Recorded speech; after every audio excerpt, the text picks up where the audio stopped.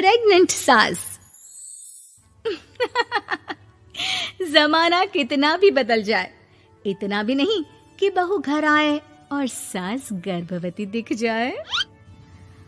देखो मीरा, माँ का पूरा ख्याल रखना है, उनसे अब काम नहीं होता है। क्यों, क्या हो गया है? तुम्हारी माँ तो हट्टी कट्टी दिख रही है, पूरी शादी में घोड़ी की तरह नाची है, अब क्यों काम नहीं होता उनसे? वो माँ प्रेग्नेंट है ना, बच्चा होने वाला है। मैं कभी भी भाई बन जाऊंगा इस साल के अंत तक। क्या बोल रहे हो? वो सर पर हाथ रखकर बैठ जाती है। यार पहले क्यों नहीं बताया? कैसा मजाक है ये? झूठ बोल रहे हो ना? हाँ, झूठ बोल रहे हो ना? तभी ससुर की आवाज आती है। बहू, पानी गरम कर दे, तेरी सास को दवाई देनी है। समय पर दवाई ना दी तो परेशानी हो जाएगी। और हाँ, जरा काजू पीस कर दूध में मिलाकर ले आना। तेरी सास खुद से तो अपनी संभाल करेगी नहीं। हे भगवान, ये मैं क्या सुन रही हूँ? ये ससुर जी को क्या हो गया है? मैं क्या सोच कर आई थी? हाय रे, मैं तो किसी को मुंह भी नहीं दिखा पाऊंगी। अब ये रोना धोना बाद में करना, पहले गर्म पानी कर दो, माँ को दवाई देनी होगी। और हाँ, रात को माँ के पैरों में तेल लगा देना। बहू को गुस्सा आ जाता है, वो बड़बड़ करती किचन में जाती है जहाँ उसका ससुर खड़ा होता है। एक बड़ी जिम्मेदारी है हम सबके सर ऊपर। इस उम्र में माँ बनना खतरे से खाली नहीं होता। हाँ हाँ पता है, तो क्यों बन गई माँ? अरे खतरे से कम नहीं है तो क्या जरूरत थी लल्ला पैदा करने की? कैसी बात कर रही हो बहू? क्या तुम खुश नहीं कि घर में एक नया मेहमान आएगा, छोटे छोटे पैरों से पूरे घर में घूमेगा? पिताजी, ये हाथ जोड़े आपके, आप यहाँ से जाओ। ये शायरी बाद में बताना, अभी मैं पानी गरम करके थर्मस में दे देती हूँ। सारा दिन पिलाते रहो गरम पानी। और हाँ, ये बच्ची की बात बार बार मुझसे कोई नहीं करेगा। बहू का पारा अब चढ़ा ही रहता था। वो काम तो सारा करती, लेकिन किलस किलस कर। मीरा सारे काम से फुर्सत पाकर बैठी होती है कि माँ का फोन आ जाता है। बेटा, बहुत बड़ी जिम्मेदारी है तेरे सर पर, अच्छे से निभाना। ससुराल में हर किसी को खुश रखना वैसे तो मुश्किल है, लेकिन भगवान ही हिम्मत देता है बहू को हर कुछ सहकर सबको खुश रखने की। क्या बड़बड़ किए जा रही हो माँ? जानती भी हो कि यहाँ क्या चल रहा है? मेरी सास, अरे तेरी सास तो देवी है देवी। कितने खुश हो रहे थे सारे तेरी सूरत देख देख कर। पता नहीं जैसे बहू नहीं कोई मन मांगी मुराद मिल गई हो उन लोगों को। अरे बात तो पूरी सुनो। मन मांगी बुरा तो पूरी हुई है। अरे मेरी सास को बच्चा होने वाला है, प्रेग्नेंट है वो। क्या बकवास कर रही है मीरा? ये बात किसी को कहना मत। मुझे तो बता दिया, लेकिन अब अपनी जबान सिल ले। कहाँ है तेरी सास? बात तो करा मेरी। पूछू जरा, पोता पोती खिलाने की उम्र में खुद का बच्चा खिलाने का शौक कहाँ से आ गया? और आया भी तो बताना तो चाहिए था। अब क्या नाक कटाने के लिए हम लोगों से रिश्ता जोड़ा है?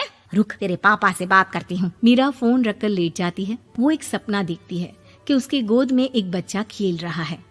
भाभी की गोद में कितना खुश दिख रहा है ना, लग ही नहीं रहा कि भाभी है।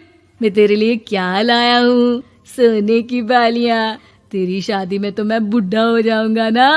अरे कैसी बात कर रहा है बेटा, इसकी जिम्मेदारी तो तू ही लेगा। हम लोगों का तो कोई भरोसा नहीं, कब ऊपर वाला उठा ले। बहू को सास को देख देख कर गुस्सा आ रहा था। तभी वहाँ पड़ोसन आ जाती है। अरे बहू, तुझसे तो पूछने से भी डर लगता है कि कब खुशखबरी सुना रही है।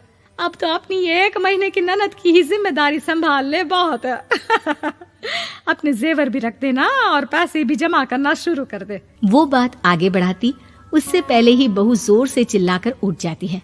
नहीं नहीं नहीं नहीं, मैं अपने जेवर किसी को नहीं दूंगी। अरे कौन ले रहा है तुम्हारे जेवर? तुम औरतें भी ना सपने में भी जेवर ही संभालती रहती हो। मैंने जो सपना देखा है ना, सुनोगे तो होश उड़ जाएंगे। अच्छा, तुम अपना सपना बाद में बताना, पहले मेरा सुनो। कल मैंने इतना अच्छा सपना देखा कि अगर वो पूरा हो जाता है ना तो मैं तुम्हारे लिए रानी हार बनवा दूंगा। बहू अब सारे गम भूलकर पति का सपना सुनने में लग जाती है। अरे क्या सपना था बताइए ना, बोलिए भी तो, क्या सपना है? मैं पूरा कर दूंगी अगर बात रानी हार की है तो। बोलिए बोलिए। मैंने रात को सपना देखा कि माँ को बेटी हुई है और मुझे बहन। सच्ची, इस घर में बेटी हो जाए तो मैं तो झूम ही उठूं। मीरा का मुंह बन जाता है। वो चुप हो जाती है और सपने की बात याद करती है कि बेटी हुई तो उसे ही अपने गहने उसे देने होंगे। फिर तो रानी हार की जरूरत पड़ेगी ही। भाई लड़की बड़ी होगी, उसकी शादी होगी तो जेवर तो चढ़ाने ही होंगे ना, कहाँ से आएंगे वो? कितनी समझदार हो तुम मीरा।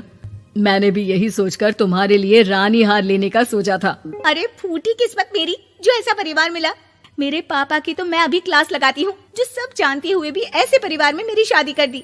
बहू पिता को फोन लगाने ही वाली होती है कि ससुर की फिर से आवाज आती है। बहू गरम पानी ले आ जल्दी, थर्मस में खत्म हो गया है।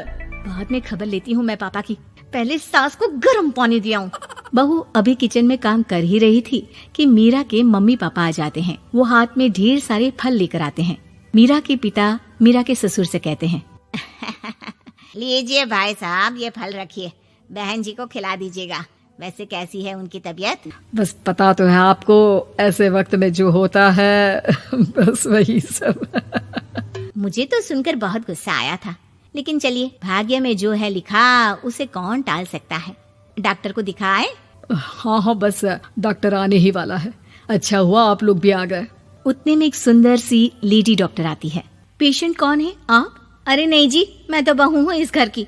मैं तो अभी सोच भी नहीं सकती पोता या पोती के बारे में। अभी तो मेरी सास ही। अरे चुप हो जाना, देख तो ले, डॉक्टर है ये, किसी के भी सामने गुस्सा फोड़ देती है। डॉक्टर कमरे में जाती है और थोड़ी देर बाद बाहर आ जाती है। पीछे से सास भी निकल आती है। हे भगवान, इतना दुख तो किसी को भी ना दे जितना मुझे दिया है। देखिए बहन जी, आप लोगों को तो ये सोचना भी नहीं चाहिए था। वही तो मैं भी कह रही थी कि आप लोगों के लिए तो सोचना भी गुनाह है, लेकिन अब पछताए होत क्या जब चिड़िया चुग गई खेत। डॉक्टर वहाँ से चली जाती है। मैं माँ नहीं बन सकती, मैं प्रेग्नेंट भी नहीं हूँ। ये कैसे? तुम तो बोल रही थी कि अरे वो गैस का दर्द था और पेट भी गैस से फूल रहा था। डॉक्टर ने चूर्ण दे दिया है, गर्म पानी से फांकना है। मैं अभी लाती हूँ गर्म पानी। अरे मैं तो गीजर ही लगा देती हूँ। हाय रे, खुशी के मारे पागल ना हो जाओ।